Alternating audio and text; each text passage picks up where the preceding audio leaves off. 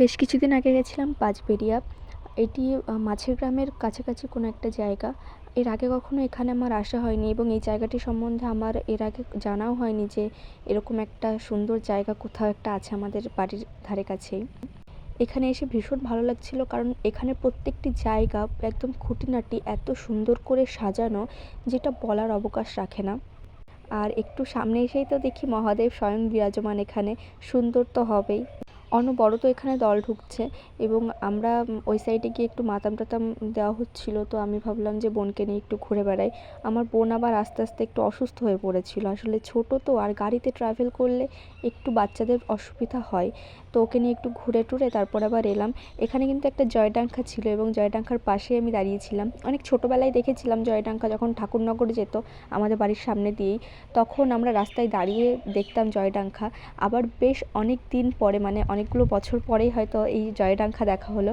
অবশ্য কিছুদিন আগে নহাটায়ও একটা জয়ডাঙ্খা বানানো হয়েছে। এবছর ঠাকুরনগরে সেই জয়ডাঙ্খা নিয়েও যাওয়া হয়েছে। তবে সেটা আমি সামনাসামনি যখন তৈরি হচ্ছিল তখন দেখেছি। আর এইখানে তো স্বয়ং বাজানো দেখছি, মানে এটার যে একটা আলাদা অনুভূতি, ছোটোবেলার থেকে দেখছি তো সেই আমরা একটা বছরের অপেক্ষা করি যে কখন বাড়ির সামনে দিয়ে জয়ডাঙ্খা যাবে আর একটিবার দেখবো সেই জয়ডাঙ্খা। তো সেই ইচ্ছাটি পূরণ হয়ে গেল নিজের অজান্তেই। আর একটু সাইডে এসে দেখলাম এখানে খাওয়া দাওয়ার ব্যবস্থা করা হয়েছে। সব ভক্তবৃন্দ এখানে প্রসাদ গ্রহণ করছে, আর জলেরও খুব সুন্দর ব্যবস্থা করা আছে। শীত হোক আর গরম, জলের ব্যবস্থাটা সব জায়গায় যদি ভালোভাবে থাকে প্রত্যেকের খুব সুবিধা হয়। আর এখানে এসে দেখলাম জলের ব্যবস্থাটা সত্যিই খুব সুন্দর। আর এখানকার যারা স্বেচ্ছাসেবক আছে না, যারা এখানকার খাওয়া দাওয়ার দায়িত্বে আছে এবং ভলেন্টিয়ার আছে, প্রত্যেকে খুব ভালো, মানে এতটা আন্তরিকতা, কারোর মধ্যে কোনো রকম কোনো খারাপ লাগা নেই।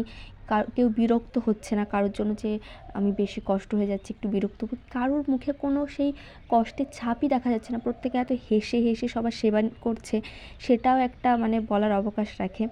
আর এদিকে তো আমাদের মাতাম চলছিল, অনেকক্ষণ মাতাম হয়েছে। মাঝে মাঝে একটু অনুষ্ঠানে আসা ভালো। আসলে এর আগে আমরা এত অনুষ্ঠানে আসতাম না। আমাদের এই নতুন দলটি হওয়ার পর থেকে আমরা বেশ ভালোই অনুষ্ঠানে আসছি। আমি, আমার মা, আমার মামাবাড়ির প্রত্যেকে আমরা বেশ ভালোই অনুষ্ঠানে আসছি। শুধু বোনটাকে নিয়ে একটু অসুবিধা হয়, কারণ ও তো ছোটো, ওর একটু অসুবিধা হয়, তাই সমস্ত জায়গায় ওকে নিয়ে যায় না। ও যেতে চায় না, অ্যাকচুয়ালি সমস্ত দূরের জায়গাগুলোতে ও যেতে চায় না। এখানে কিন্তু মায়েরা সবাই মাতাম দিচ্ছিল, একদম মন প্রাণ খুলে হরির নাম করছিল। তারপরে আমি, মা, বোন আমরা প্রসাদ নিলাম, আর প্রসাদ নিয়ে তারপরে আমরা ওখানে চলে গেছিলাম, কারণ এখানে বোনকে রাখাটা অসম্ভব হয়ে পড়ছিল। ও সত্যিই খুব অসুস্থ বোধ করছিল। তারপরে ওকে নিয়ে আমরা গাড়ির ওখানে চলে যাচ্ছিলাম। আর যাওয়ার সময় দেখলাম পাগলের দল। পুরোটা ভিডিও ক্যাপচার করতে পারলাম না, কিন্তু লাস্টের এই ভিডিওটুকু দেখো, প্রত্যেকে কিন্তু খুব সুন্দর। আমি এর আগেও দেখেছি পাগলের দল, ভীষণ ভালো লাগলো। তো আজকে ভিডিওটা সবাই ভালো থেকো, সুস্থ থেকো।